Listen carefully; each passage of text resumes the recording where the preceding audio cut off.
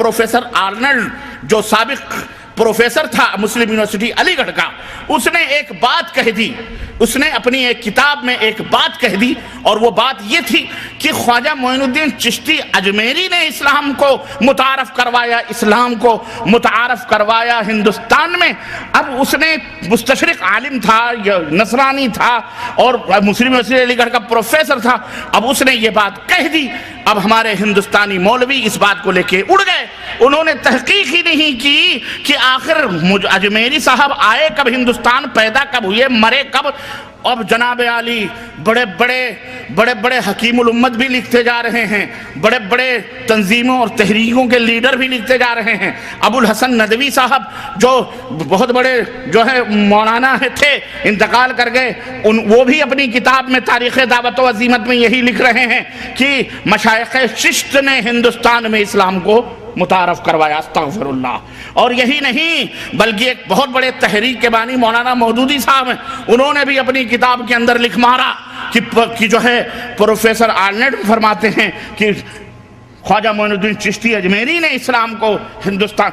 अब जब इतने बड़े बड़े लीडराने दीन जच खा सकते हैं, गोता जनी खुराफात में कर सकते हैं, तो लोग जो अवामुन नास हैं बेचारे, उनका तो मबलग़ इल्म क्या है आप खुद अंदाज़ा लगा सकते हैं। चुनांचे हमारे बड़े सगीर में मशहूर हो गया कि जनाब आली ख्वाजा साहब लाए हैं, ख्वाजा साहब दीन को लाए हैं हिंदुस्तान में। हिंद के राजा कौन है? बोलो, हिंद के राजा कौन है? मोइनुद्दीन चिश्ती अजमेरी लाए हैं। अब साहब देखो, सब वही रट रहे कि नहीं रट रहे? ख्वाजा साहब ने 600 बरस छठ इस्लाम के 600 बरस के बाद ख्वाजा मोइनुद्दीन चिश्ती अजमेरी कहाँ पैदा? संजर में पैदा हो रहे हैं। वो जो अफगानिस्तान से उधर का इलाका है मावरा अन्नहर का, पैदा वहाँ हो रहे हैं। कहाँ से ठोकरें ओकरें खाते खवाते, मुजावरी करते हुए, कब्र पूजते हुए दातागंज हजवेरी के मज़ार पर तीन साल तक मुराकबा और पता नहीं खुराफात और झाड़ू कशी करते करते कैसे वो अजमेर पहुँचे, जो राजाओं और ठाकुरों का देश था जिसे राजस्थान कहते हैं, अजमेर के। और वहाँ पहुँच करके उन्होंने अपने चंद 600 यानी 600 बरस तक इस्लाम हिंदुस्तान में आए नहीं। किसी को ये सोचने की नौबत नहीं मिली कि मोहम्मद इब्ने कासिम रहमतुल्लाह अलैह 93 हिजरी में सिंध के दरवाजे खटखटा रहे थे अपनी 12,000 फौजों को लेकर, जो मुहद्दिसीन की उलमाए रब्बानीयीन की टीम थी।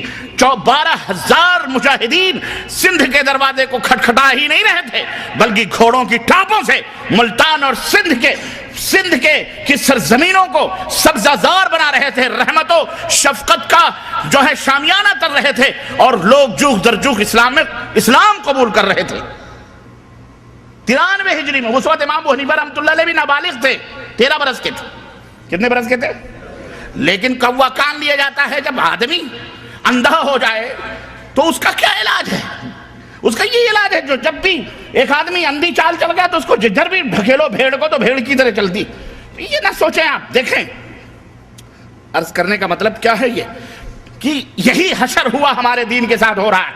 जिसने जो कह दिया, हजरत हैं, अल्लामा हैं, मुहक्किक हैं, अलहाज हैं, फलाने हैं, आप नाम के पहले जो अलकाब होते हैं वही सजदा रेज हो जाते हैं। अकीदत और मोहब्बत में वही तलबे चाटने शुरू कर देते हैं, वहीं सो जाते हैं। तो फिर आगे आपका क्या, आप कैसे तहकीक करेंगे? लेकिन नहीं, सुनो, मोमिन की ये शान नहीं है। मोमिन की शान क्या है? या अय्युहल्लज़ीना आमनू इन जाकुम फासिकुम बिनबइन फतबय्यनु। मोमिन की अलामत यह है कि कोई भी खबर उस तक पहुंचती है, उसकी तहकीक करता है। बगैर तहकीक के वो फैसला, तो मुहक्किक वो बनो, मुहक्किक। इन जाहिल मौलवियों की तरह गधे न बनो, इन जाहिल मुल्लाओं की तरह अंधे लूले लंगड़े न बनो। ये तो खुद ही अंधा मुकल्लिद, अंधा क्या नाबीना, क्या बीना वालों की रहनुमाई करेगा? अंधे खुद हैं, जिस तरह कुएं में जा रहे हैं सबको कुएं में ढकेल रहे हैं। अल्लाह के लिए मेरे अजीजों सुधरने की कोशिश करो।